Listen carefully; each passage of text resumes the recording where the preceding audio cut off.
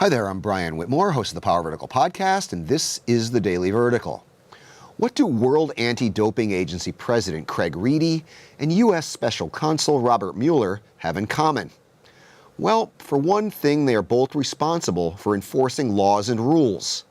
As WADA chief, Reedy is, of course, responsible for investigating violations of anti-doping regulations in international sports. And Mueller, a highly respected former FBI director, is heading up an independent investigation into allegations of Russian interference in the 2016 U.S. presidential election.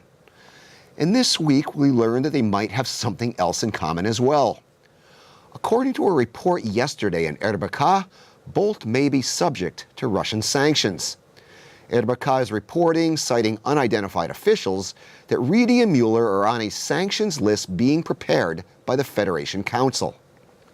Now, the report is unconfirmed and it is based on anonymous sources.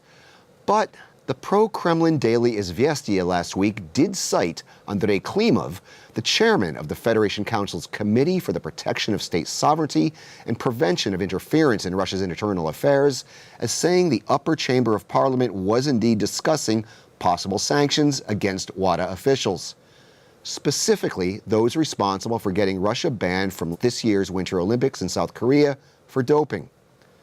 Now, this is all pretty revealing. The individual Russian officials who have been subject to Western sanctions have been those who have done things like violate human rights, violate Ukraine's sovereignty, or facilitate illegal practices like doping or money laundering. The West's sanctions have targeted rule breakers, and Moscow's have targeted rule and law enforcers. This is the Kremlin's idea of reciprocity, and it speaks volumes. Keep telling me what you think in the comments section, on the Power Vertical's Twitter feed, and on our Facebook page. I'm Brian Whitmore, and that was the Daily Vertical.